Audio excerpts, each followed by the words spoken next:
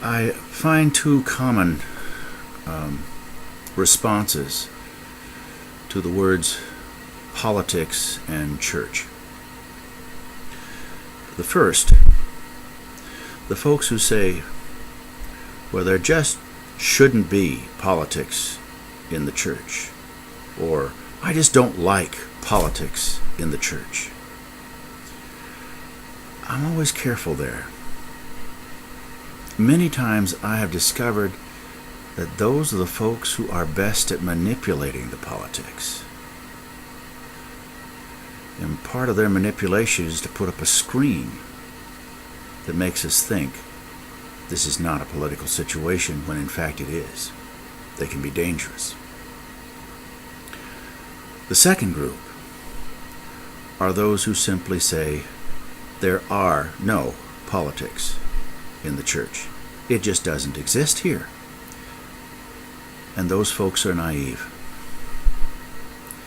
They simply do not understand the issues. They don't understand how people work. Politics have been a part of the church since the beginning. How do we bring the values of Christ into the midst of it? That's the issue. Now, to get practical. Politics is a negotiation process, sometimes face-to-face and sometimes through other mediators, and sometimes through a very complex system of trying to reach a decision. Here's the lesson. You cannot negotiate until you know what is non-negotiable.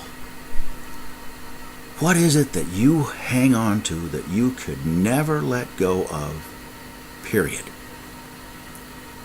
That you've got to come to grips with. This is my philosophy. These are the values. This is where I have to stand firm. Once you know what you have to hang on to, you discover what you can let go of. And you can get things moving and make things happen.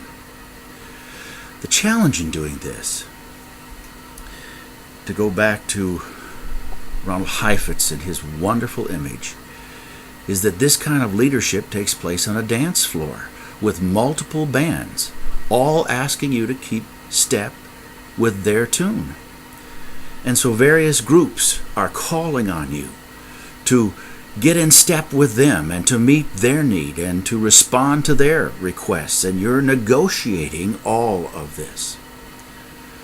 Now, to keep track of what's in you, what's non-negotiable in you, you have got to have time to get off the dance floor and rediscover you.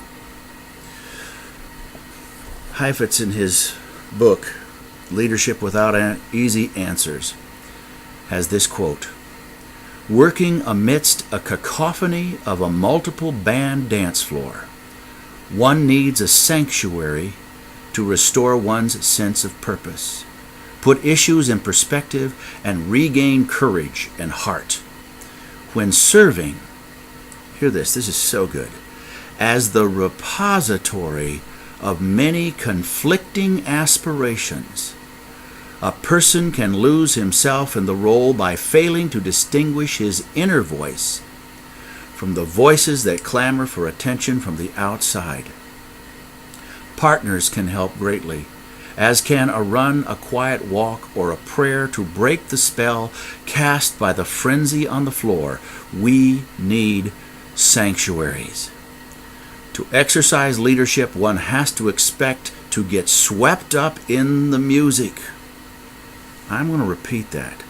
One has to expect to get swept up in the music.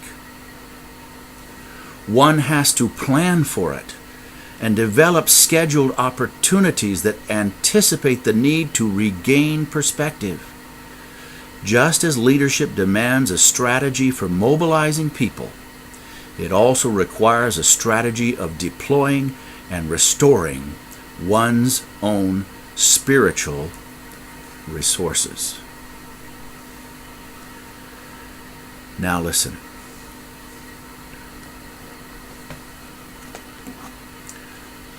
As soon as they left the synagogue, they went with James and John to the home of Simon and Andrew.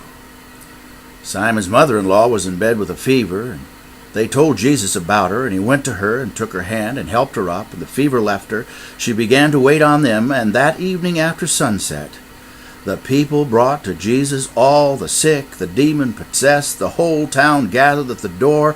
Jesus healed many that had various diseases. He drove out many demons, and he would not let the demons speak because they knew who he was. He was on a dance floor of practical and spiritual challenge. Everybody pulling at him in every direction.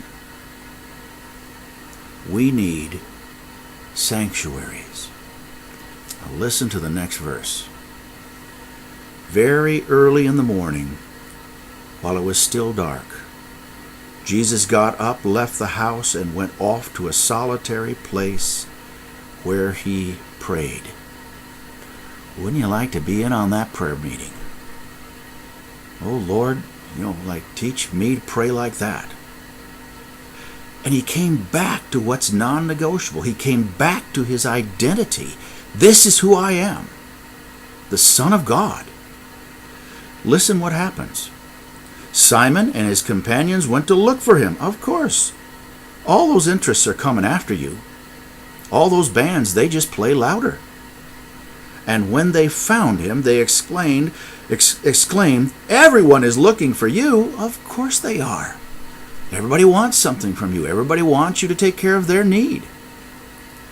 And here, this comes after prayer.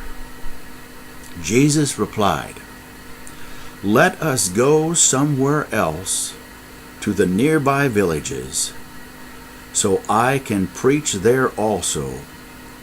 That is why I have come." I do not base all my decisions on all those voices. I know why God sent me. I know who I am. I am back in touch with what is non-negotiable in my life. So I'm moving on.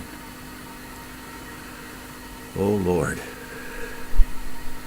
teach me to pray like that. Teach me to find myself centered in you, the core of my being. That's not a one-time event. Sometimes in the heat of political challenges, it is a moment-by-moment event. We need sanctuaries to find ourselves again centered in Christ Jesus.